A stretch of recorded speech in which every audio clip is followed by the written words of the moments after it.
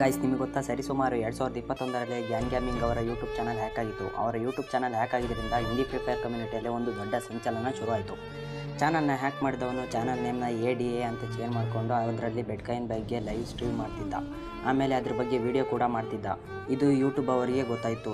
ಏನಕ್ಕೆ ಅಂದರೆ, ಯೂಟ್ಯೂಬಲ್ಲಿ ಈ ಬೆಟ್ಕಾಯಿನ್ ಬಗ್ಗೆ ಲೈವ್ ಸ್ಟ್ರೀಮ್ ಮಾಡ್ತಿದ್ರೆ ಚಾನಲ್ನ ಟರ್ಮಿನೇಟ್ ಮಾಡ್ತಾರೆ. ಅಂದರೆ ಇದರ ಅರ್ಥ ಪರ್ಮನೆಂಟ್ ಗ್ಯಾನ್ ಗೇಮಿಂಗ್ ಅವರ ಯೂಟ್ಯೂಬ್ ಚಾನಲ್ ಡಿಲೀಟ್ ಮಾಡಿಬಿಟ್ರು. ಯೂಟ್ಯೂಬ್ನವರು ಆಮೇಲೆ ಹಿಂದಿ ಫ್ರೀ ಫೈರ್ ಕಮ್ಯುನಿಟಿಯಲ್ಲಿ ಎಲ್ಲ ಯೂಟ್ಯೂಬರ್ಸ್ ಇದ್ರಲ್ಲ, ಅವರೆಲ್ಲ ಗ್ಯಾನ್ ಗೇಮಿಂಗ್ ಪರ ನಿಂತ್ಕೊಂಡ್ರು. ಅವರಿಗೆ ತುಂಬ ಸಪೋರ್ಟ್ ಮಾಡಿದರು. ಹಂಗೋ ಹಿಂಗೋ ಮಾಡಿ ಯೂಟ್ಯೂಬ್ ಅವರ ಟೀಮ್ಗೆ ಕಾಂಟ್ಯಾಕ್ಟ್ ಮಾಡಿ ಅವರ ಚಾನಲ್ನ ರಿಟರ್ನ್ ತಂದರು. ಅಂದರೆ ಅವರಿಗೆ ಹಿಂದಿ ಯೂಟ್ಯೂಬರ್ಸ್ ಎಲ್ಲ ಸಪೋರ್ಟ್ ಮಾಡಿದರು. ಆವಾಗಿನ ಟೈಮಲ್ಲಿ ಅವರಿಗೆ 10 ಮಿಲಿಯನ್ ಸಬ್ಸ್ಕ್ರೈಬರ್ಸ್ ಇರೋ ಚಾನಲೇ ಬಂದಿತ್ತು. ಆಯಿತಾ, ಇದಿಷ್ಟು ಹಿಂದಿ ಫ್ರೀ ಫೈರ್ ಕಮ್ಯುನಿಟಿಯಲ್ಲಿ ಆಗಿತ್ತು. ಇವಾಗ ನಮ್ಮ ಕನ್ನಡ ಫ್ರೀ ಫೈರ್ ಕಮ್ಯುನಿಟಿಯಲ್ಲೇ ಒಂದು 2-3 ವರ್ಷದ ಹಿಂದೆ ಕೆಲವರಿಗೆಲ್ಲ ಗೊತ್ತೇ ಇರುತ್ತೆ, ಕನ್ನಡ ಗರ್ಲ್ ಅವರ ಯೂಟ್ಯೂಬ್ ಚಾನಲ್ ಕೂಡ ಹ್ಯಾಕ್ ಆಗಿತ್ತು. ಆಯಿತಾ, ನಮ್ಮ ಕನ್ನಡ ಫ್ರೀ ಫೈರ್ ಕಮ್ಯುನಿಟಿಯಲ್ಲೇ ಫಸ್ಟ್ 100K ಸಬ್ಸ್ಕ್ರೈಬರ್ಸ್ ಕಂಪ್ಲೀಟ್ ಮಾಡಿದಾಗ ಮೊದಲ ಯೂಟ್ಯೂಬರ್ ಗರ್ಲ್ ಅಂತ ಹೇಳ್ಬೋದು.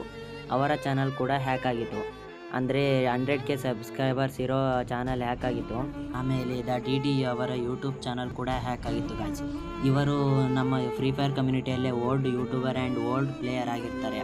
ಇವರ ಚಾನಲ್ ಕೂಡ ಹ್ಯಾಕ್ ಆಗಿರುತ್ತೆ. ಮತ್ತು ಯೂಟ್ಯೂಬ್ನಲ್ಲಿ ಲೈವ್ ಸ್ಟ್ರೀಮ್ ಮಾಡ್ತಿದ್ದ ವೋಲ್ಟರ್ ಅವರು ಯಾವುದೋ ಥರ್ಡ್ ಪಾರ್ಟಿ ಅಪ್ಲಿಕೇಶನ್ನ ಡೌನ್ಲೋಡ್ ಮಾಡಿಬಿಟ್ಟು ಚಾನಲ್ ಇಮೇಲ್ ಮತ್ತು ಪಾಸ್ವರ್ಡ್ ಹಾಕಿ ಏನೋ ಮಾಡಿದ್ದಾರೆ.